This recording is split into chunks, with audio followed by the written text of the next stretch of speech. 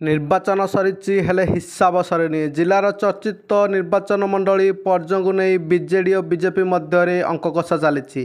କେଉଁ ବୁଥରୁ କେତେ ଭୋଟ ପାଇଛି ତାହା ଦୁଇ ଦଳ ତାହାର ଆକଳନ କରିଛନ୍ତି। ବରିଷ୍ଠ ନେତା ରୁନ୍ଧଦ୍ୱାର ବେଳେ କରି ସର୍ଭେ ରିପୋର୍ଟ ସମୀକ୍ଷା କରୁଥିବା ବେଳେ କର୍ମୀ ମହଲରେ ବି ସମାନ ଆଲୋଚନା ହେଉଛି।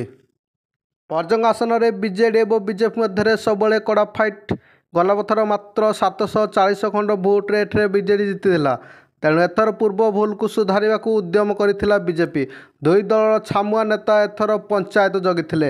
ବୁଥ୍ ସ୍ତରରେ କିପରି ଭୋଟ ନିଜ ପଟକୁ ଆସିବ ସେ ନେଇ ଉଭୟ ସ୍ୱତନ୍ତ୍ର ରଣନୀତି ପ୍ରସ୍ତୁତ କରିଥିଲେ। ତେବେ ନିର୍ବାଚନ ସରିବା ପରେ ଫଳାଫଳକୁ ନେଇ ଉଭୟ ଦଳ ପକ୍ଷରୁ ସମୀକ୍ଷା କରାଯାଇଛି। ସବୁ ଦଳଙ୍କ ନଜର ଏଥର କଙ୍କଡ଼ାହାଡ଼ ବ୍ଲକ ଉପରେ। ଏହି ବ୍ଲକ ଯାହାକୁ ଅଧିକ ଭୋଟ ଦେବ ସେ ଭଲ ଫଳାଫଳ କରିବ ବୋଲି ଚର୍ଚ୍ଚା ହେଉଛି।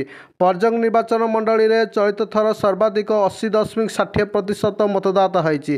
ଏହି ନିର୍ବାଚନ ମଣ୍ଡଳୀ ଅନ୍ତର୍ଗତ ଆଦିବାସୀ ବହୁଳ କଙ୍କଡ଼ାହାଡ଼ ବ୍ଲକର ଚଳିତ ଥର ଅଧିକ ମତଦାତା ଆଗ୍ରହ ସହ ଆସି ମତାଧିକାର ସାବ୍ୟସ୍ତ କରିଛନ୍ତି। ତେଣୁ ଭୋଟ ଫଳାଫଳ ଉପରେ ପ୍ରଭାବ ପକାଇପାରେ ବୋଲି କୁହାଯାଇଛି।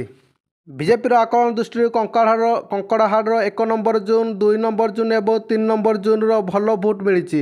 ସେପରି ବିଜେଡିର ଆକଳନ ଅନୁଯାୟୀ ଦଳ ଏଥର କଙ୍କଡ଼ାହାଡ଼ ଗଣିତ ଉପରେ ଭଲ କଷି। ତେଣୁ କଙ୍କଡ଼ାହାଡ଼ ଭୋଟ ବିଜେଡି ଝୁଲାରେ ପଡ଼ିବ।